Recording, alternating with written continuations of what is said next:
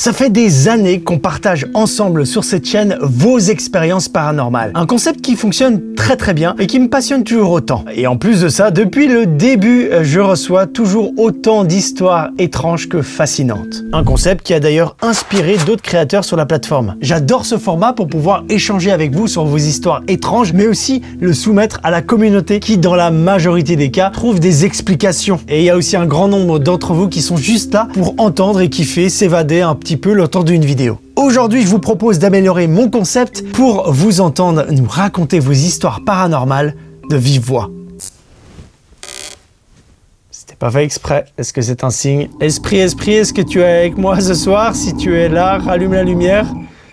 Ah bah ça commence bien. Bon, on va y aller comme ça, c'est pas grave.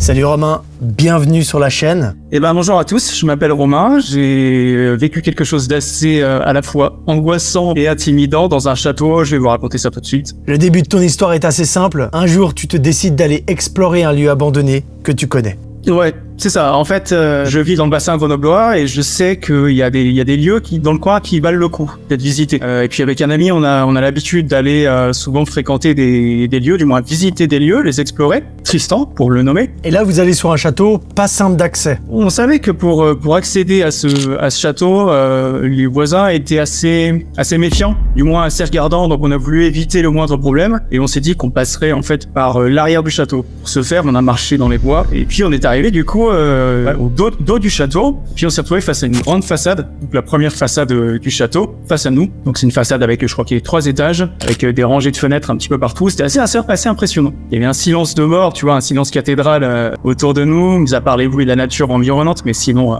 c'est tout. Et puis en se rendant face à cette façade, au bout de quelques secondes, on se décide de commencer l'exploration. Et au moment où on entreprend la démarche de visiter le lieu, on entend un énorme vacarme à côté de nous. Quand tu dis du vacarme, est-ce que tu peux nous décrire le bruit que tu as entendu? Ah, c'était une sorte de... C'était comme un claquement de porte. En fait, avec du recul, je suis sûr que c'était un claquement. Sur le coup, c'est ce qu'on s'est dit aussi, mais avec peut-être un peu l'euphorie du moment et puis l'incertitude, on savait pas vraiment à quoi on avait affaire. Donc, si tu veux, on savait qu'il y avait un gros bruit qui venait d'être produit juste à côté de nous. Ça nous a figé, littéralement. On s'est regardé, on a regardé le lieu en question. C'était à 5 mètres de moi, grosso modo. C'est un château complètement abandonné, hein. Il y a personne qui vit là-bas, on est d'accord de ça? C'était sûr que le bruit venait du château, c'était sûr que le bruit venait même d'à côté de nous. Alors après, il était possible effectivement qu'il y ait quelqu'un dedans, parce qu'on n'est peut-être pas les seuls à faire de l'exploration, sûrement même. Donc évidemment, dans la foulée, on s'est arrêté, et puis j'ai lancé des laconiques, il y a quelqu'un.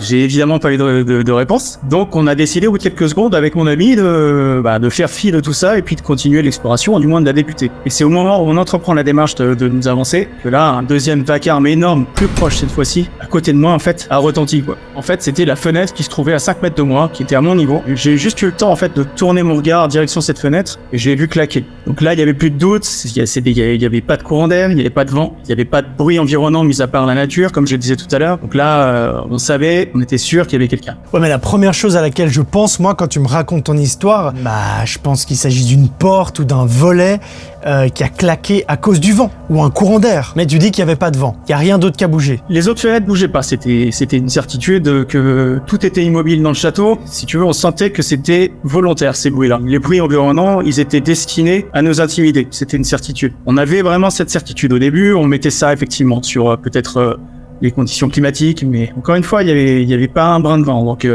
on a vraiment laissé tomber ça. Et puis tu sais, tu ressens cette chose en fait, où tu sens que t'es pas seul, où tu te sens observé, tu sens qu'il y a quelque chose qui cloche. Et on était en plein dedans quoi. Ok, donc deuxième bruit qui retentit et vous vous dites, ok, donc là c'est pas une coïncidence, il y a quelqu'un dans le château. C'est ça, là on se dit qu'il y a quelqu'un qui veut nous faire peur. Plutôt que de céder à la panique et de fuir, je décide d'essayer de dialoguer avec lui. Donc je lui lance des questions qui restent sans réponse. Et puis avec la route qu'on avait faite, malgré tout, on s'était dit qu'on allait peut-être continuer l'exploration, même si l'intimidation était là. Donc en fait, je lui ai dit, si tu m'entends, sache qu'on va continuer l'exploration. On va éviter de rentrer dans ton secteur, dans cette façade-là. Mais voilà, on va contourner le château, on va passer par derrière, on va pas rentrer et je vais essayer de pas te déranger. Romain, est-ce que toi tu crois au paranormal? Bah, disons que j'ai pas vraiment d'avis tranché, mais je suis pas féru de paranormal.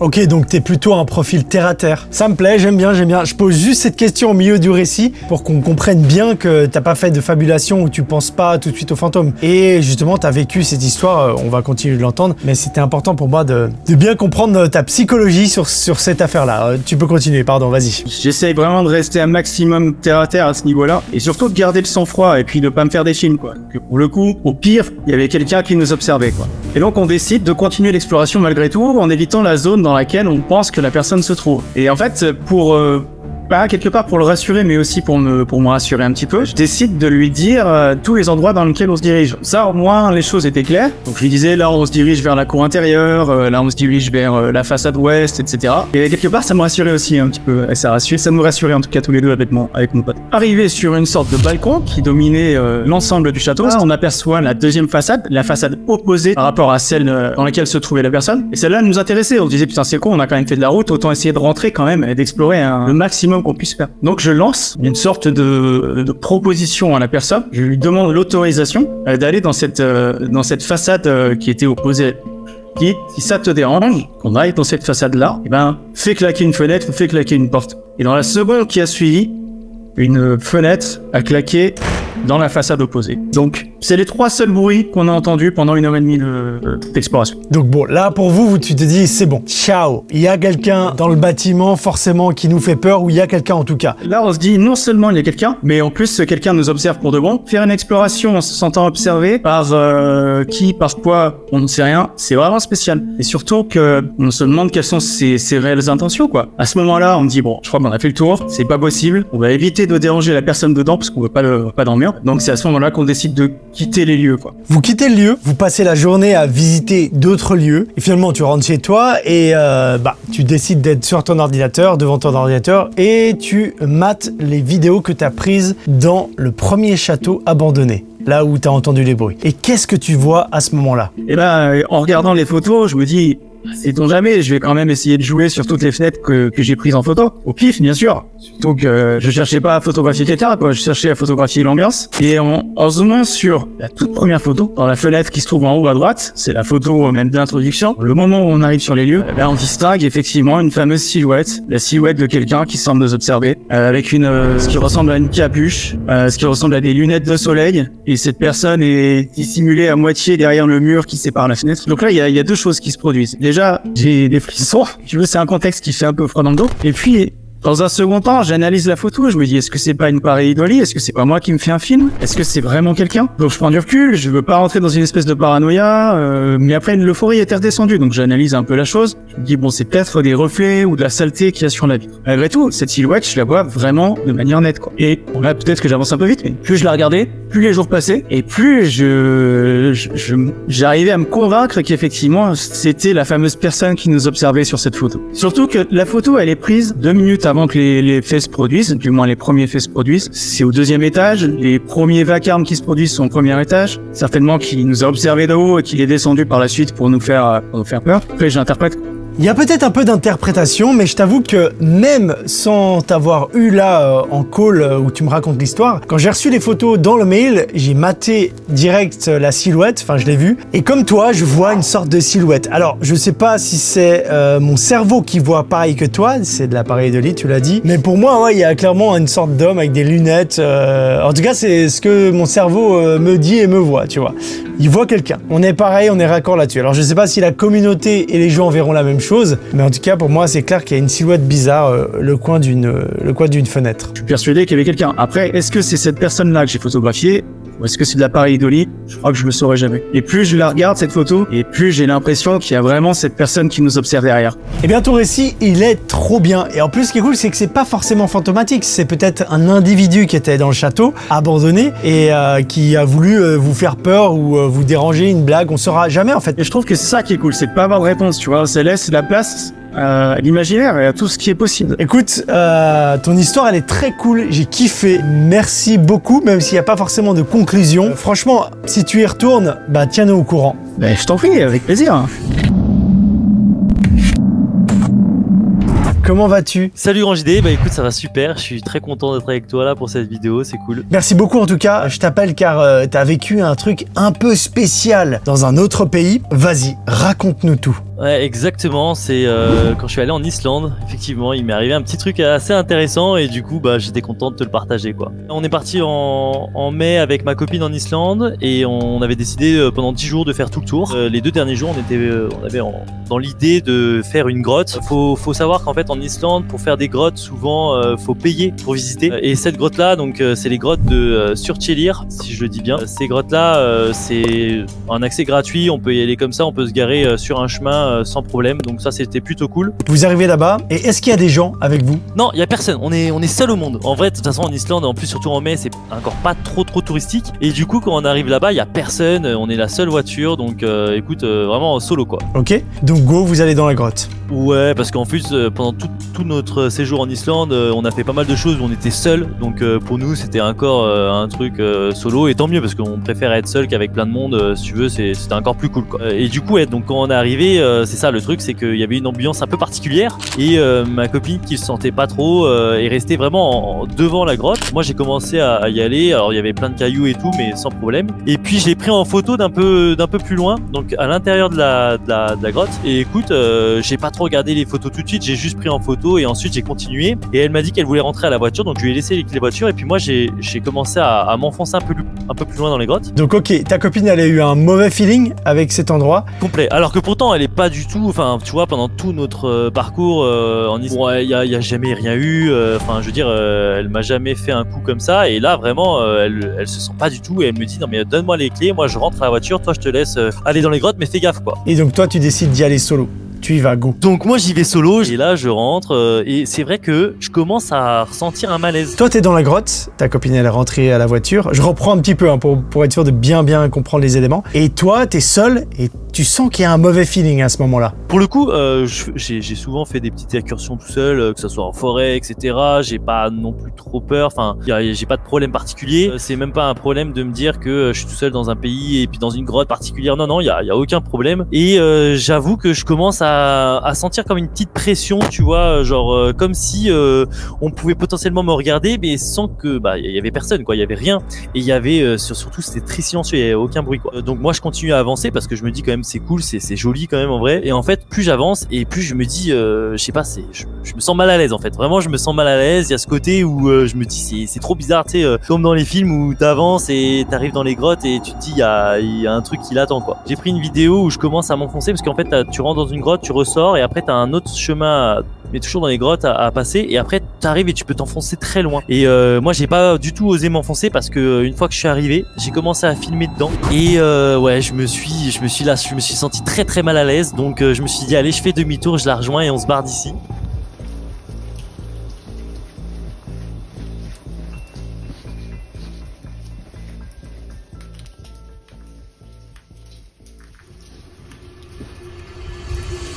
Et en faisant demi-tour, quand je suis reparti, je me retournais souvent. Et pourtant, il y avait rien. Enfin, il y avait personne, aucun bruit, rien. Mais c'était une sensation de mal-être total, quoi. Et une fois qu'on est rentré dans la voiture, après, on est rentré à l'hôtel le soir même. Et on regarde tous les soirs, en fait, on regardait nos photos et nos vidéos de la journée. Et là, on regarde les photos et on zoome sur le visage de ma copine. Et là, on voit vraiment que c'est trop bizarre. Enfin, son visage, surtout sur la deuxième photo, on a l'impression que c'est un peu une photo en tête de mort ou qu'il y a quelque chose qui brouille un peu son visage. Ça fait vraiment très bizarre. Et celle-là, franchement, j'ai l'impression de voir un crâne sur son visage, alors qu'en fait, elle a rien du tout. Faut vraiment comprendre qu'elle a juste son manteau, un pull et donc avec la capuche, mais elle a rien sur le visage. Elle a pas de crème, pas de lunettes de soleil. Enfin, elle a rien du tout, quoi. Un détail assez important qu'on n'a pas précisé à notre audience, c'est que tu ne crois absolument pas au paranormal. Et sache que tu es la deuxième personne. J'ai vraiment choisi des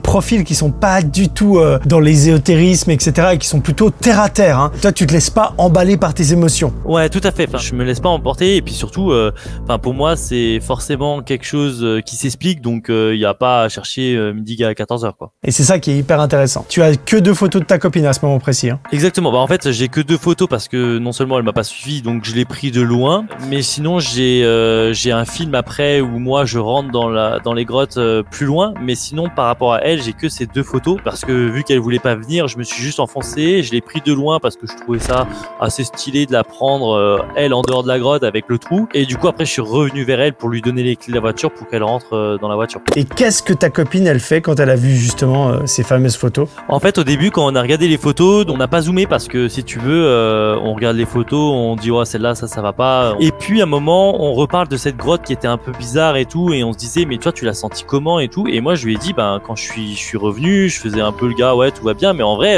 j'étais mal à l'aise quoi. Et en fait là on re-regarde vite fait les photos et je sais pas pourquoi je zoome sur elle pour voir un peu la netteté. Et là on regarde ensemble et on se dit mais c'est quoi ce truc quoi, genre là on comprenait vraiment pas. Ah ouais ok. Et puis en fait quand je zoomais sur la photo, on voit à côté les pierres sont tout à fait normales, enfin je veux dire la lumière n'est pas trop bizarre, elle rentre quand même correctement, et c'est surtout son visage sur les 2 photos, son visage est vraiment flouté et il y a quelque chose de bizarre quoi, c'est très bizarre quoi. Et le truc marrant ou flippant, ça dépend du point de vue, c'est que en creusant un petit peu, vous vous rendez compte que cet endroit il est pas anodin. Il y a des histoires sur cet endroit, il y a un passif avec ce lieu. Oui, c'est ça, après avoir découvert ça, c'est là qu'on est allé voir l'histoire de cette grotte et qu'est-ce qui s'en dit, et c'est là qu'on découvre que en fait ces grottes sont assez connues entre guillemets pour avoir des esprits entre guillemets qui peuvent vous accompagner pendant votre visite de grotte. Donc ça après c'est vraiment comme si on veut y croire ou pas. Et ensuite en fait on a appris aussi qu'il y avait des anciens truands entre guillemets qui se cachaient dans ces grottes à l'époque. Il y a eu des meurtres etc. Et donc on peut se dire que potentiellement c'est lié. Mais voilà, nous on a vraiment appris que ces grottes là étaient quand même connues pour ça quoi. Et j'ai envoyé ça à un pote qui fait un peu de photos quand même. Et lui en essayant d'ajuster les lumières, les luminosités etc. Enfin après je connais pas trop le jargon on va dire là-dedans, mais lui il trouve qu'il y a rien de, en tout cas pas normal avec la photo en tant que telle, c'est-à-dire que c'est pas mon appareil photo qui a fait une erreur ou qui fait que la photo est bizarre, mais c'est plutôt quelque chose qui est étrange quoi. Et sur tout le voyage vous avez rien eu hein. Je veux dire pas le même phénomène, il y a que à cet endroit sur ces photos, les autres endroits il y a rien eu, t'as pas eu un bug sur d'autres photos? Non exactement, et pourtant on a fait des lieux aussi où c'est un peu connu pour dire que voilà c'est les trolls, les je sais pas quoi etc. On n'a jamais eu ce genre de bizarrerie entre guillemets quoi. Bah écoute, je partage ton histoire aux gens. Peut-être que parmi vous il y a des gens qui ont déjà été dans cet endroit, visité ces grottes en Islande et qui ont aussi vécu des phénomènes étranges. Ça se peut en vrai, hein, on sait pas. C'est le but aussi de ce concept et de cette série de vidéos. Peut-être que vous avez vécu aussi des phénomènes là-bas, vous avez des anecdotes de ouf dans ces grottes. Incroyable Geoffrey, merci beaucoup pour ton récit. Moi j'ai kiffé t'entendre parler, c'était hyper intéressant. Il y a un truc aussi, je me suis noté l'endroit,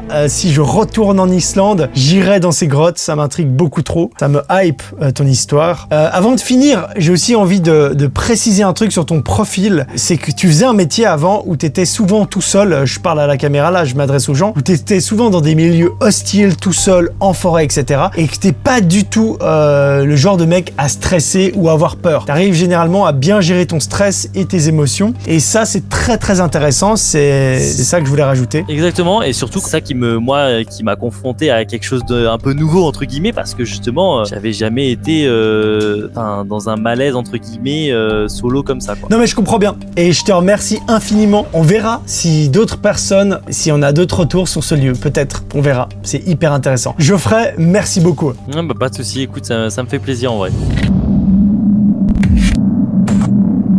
On termine cet épisode avec un abonné qui est beaucoup plus sensible au monde de l'invisible. Il croit au paranormal et c'est peut-être pour ça que son histoire est intéressante. Salut Michael, comment vas-tu? Est-ce que tu peux te présenter un petit peu aussi? Bon, c'est Michael, j'ai 9 ans, je suis marié, j'ai une petite fille. Moi, je suis assez, on va dire, sensible à tout ce qui est du domaine du paranormal, un peu grand fan de Tachette. Eh bien, merci beaucoup. Merci infiniment et merci d'accepter de me raconter ton histoire. Alors, Michael, toi, tu m'as envoyé un mail avec une vidéo à l'intérieur qui m'a vraiment beaucoup intrigué. Ouais, en fait, on a déjà vécu avec ma femme, chacun de notre côté, des petites choses comme ça qui nous arrivent. Et là, c'est vraiment la première fois où on a tous les deux en même temps vu un truc qu'on n'a pas su expliquer, quoi. Et la chance qu'on a, c'est comme on a des caméras de surveillance dans la maison, et ben on a l'image, quoi. Donc on a acheté en fait cette maison en 2019. C'est une maison qui est très ancienne, hein, puisque la partie principale de la maison date de 1805. Donc déjà, on va dire qu'il y a un passif un petit peu historique à la base. Et nous surtout, quand on a acheté cette maison, on a acheté cette maison à un couple en crise, en plein divorce, et un divorce particulièrement compliqué, puisque Marie a fait plusieurs tentatives d'homicide envers son ex-femme, du coup, pendant la procédure. Ah oui, ok, donc le couple d'avant, ils ont eu un peu des soucis, quoi. Ok,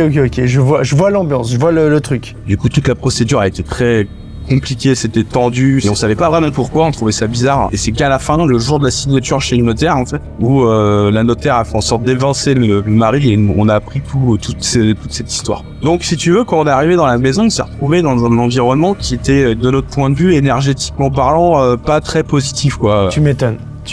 Mais on s'en est pas rendu compte. Et à savoir que ma femme, on est un couple assez fusionnel, on n'a jamais d'engueulade, de trucs vraiment un peu comme tout le monde, on va dire, mais jamais vraiment des gens très calmes et tout va bien. Et en fait, au bout de quelques temps, après être arrivé dans cette maison, on a commencé à avoir des soucis de couple, en fait, vraiment des engueulades qu'on n'avait jamais vécu ça. J'ai commencé à me poser des questions, du coup, par rapport à cette maison. Et j'ai contacté, on a une amie en commun avec ma femme qui a des dons un peu de médiumnité, etc. Elle envoie un petit message en me disant, écoute, voilà, je lui explique tout le truc. Et elle me dit, bah, envoie-moi des photos de ta maison, voilà, on va essayer de voir si sur les photos, je peux voir quelque chose. Et donc, je lui envoie les photos, et là, elle me dit, oula, effectivement, c'est très très chargé, et il y a beaucoup de monde. Elle me dit, il y a beaucoup de monde. Et toi, quand tu reçois cette information, t'es pas stressé? Tu restes dans ta maison, au calme? Ah, on y est très bien, maintenant. Bah, sur le coup, c'est assez bizarre, ouais, à dire, en fait, un peu stressé, mais en même temps soulagé quelque part. Parce que, entre guillemets, on a trouvé un peu la solution du problème, quoi. Aujourd'hui, ça va beaucoup mieux. Ça va beaucoup mieux, on se sent très très bien dans la maison. Ok, ça c'était pour le contexte, un petit peu le background de ta vie et surtout de ton habitation. Mais là, on va parler vraiment de ce qui s'est produit dans ta maison, justement. Le 8 juin 2023, tu m'envoies un message avec une vidéo. Est-ce que tu peux nous en parler avant que je balance ta vidéo? Alors en fait, là, je crois que je te l'ai envoyé le lendemain de l'événement. Je me suis dit, tiens, je peux pas garder ça pour moi, faut que je l'envoie ça à JD. En fait, on est tout simplement en famille, dans le salon. On est en fin de journée, ça va être l'heure de mettre ma fille au lit. Je sais plus pour quelle raison exactement, mais avec ma femme, on est un petit peu en train d'embrouiller notre fille parce qu'elle va nous faire un petit caprice, un truc. Et donc dans notre salon, on a une petite table qui sert de table d'activité pour notre fille, pour faire des dessins, etc. Où elle a un certain nombre de trucs qui traînent là-dessus. Donc moi, je suis tourné en direction de ma fille, vers ma gauche. Et donc je vois en face de moi cette table, je peux pas la rater. Et bah tout d'un coup, je vois un feu passer qui se met à rouler sur cette table et qui s'arrête net. Et ça a donné vraiment l'impression que quelque chose avait déplacé ce crayon parce que il y a aucune raison apparente qui pourrait faire que ce crayon boule.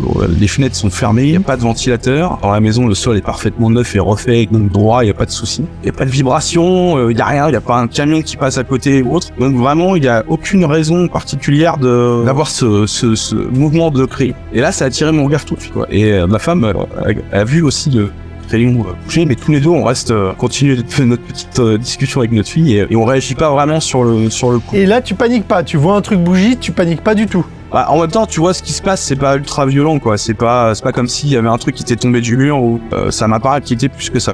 Ta femme, elle travaille à domicile et justement, tu me disais que pour toi, c'est peut-être une explication de ce qui se passe chez vous. Ma femme travaille à domicile, donc on reçoit beaucoup de gens à la maison. On croit que les gens peuvent ramener avec eux une énergie, soit la leur, soit une énergie qui peut être collée à eux et qui peut donc rester prisonnière d'un endroit. Par la suite, on pense que ça vient de là. Vous avez pas peur de vivre dans une maison avec plein de phénomènes ou de choses comme ça qui se passent? Non, parce que vraiment le ressenti est bon. Aujourd'hui, on n'a pas de phénomènes qui sont désagréables. Je veux dire, je te dis, on n'entend pas la nuit des portes qui claquent ou des trucs, mais c'est pas le cas chez nous, en fait. Je veux dire, on n'a pas vraiment de raison d'avoir peur, en fait. Ça me paraît assez fou. Il y a un truc qu'il faut peut-être qu'on raconte aussi, c'est pourquoi tu as autant de caméras chez toi aussi. Les gens, ils peuvent se poser la question, pourquoi tu as autant de caméras? En En fait, on habite en Île-de-France et même si on habite dans un village un peu tranquille, on reste quand même entouré de grandes villes, etc. Et il y a déjà eu des cambriolages ou autres, donc j'ai décidé en fait d'équiper la maison avec des caméras, une alarme, et ça fait partie du système de surveillance de la maison. Faut peut-être que je passe un petit peu plus de temps dessus, que je la regarde, justement que je la partage, etc. Il y en a qui auront des superbes théories. Justement, t'es d'accord, Michael, que je partage ton expérience avec la communauté, qu'on puisse avoir des retours, des théories et plein d'hypothèses qui vont tomber dans les commentaires. Ça c'est ok pour toi, hein? Ouais, l'idée c'est vraiment de partager cette expérience et de voir ce que les abonnés ont à dire sur ça, parce que encore une fois, on n'a pas vraiment d'explication rationnelle, on va dire. Bah écoute, Michael, merci infiniment. J'ai beaucoup aimé ta démarche. Elle semble être sincère. Il y a cet objet qui bouge, qui a été capté et filmé. Par chance, tu as toute une installation vidéo chez toi qui fonctionne 24h/24. Maintenant, là, dans le moment présent, actuellement, pendant que je tourne cette vidéo, j'ai pas exactement la réponse, même pas du tout la réponse. Mais justement, c'est le concept. Je vais balancer cette anecdote sur YouTube et on verra un petit peu les retours qu'on a. Et je trouve ça super intéressant. Je te remercie infiniment, Michael, pour ton histoire qui m'a captivé. Et en plus, il y a ce média à la clé. Merci beaucoup. Et on se tient au courant, il y aura peut-être du nouveau d'ici la publication de la vidéo. Ciao! J'espère que vous avez kiffé cet épisode. Ces 3 histoires étaient vraiment très bien. Si vous aussi vous avez vécu un truc étrange avec, si possible, c'est toujours beaucoup mieux, des photos et des vidéos, vous pouvez m'écrire à cette adresse email. Moi, je vous remercie d'avoir suivi cette vidéo. N'hésitez pas à liker, commenter, donnez-nous vos théories et puis on se retrouve dans une prochaine vidéo. Merci beaucoup.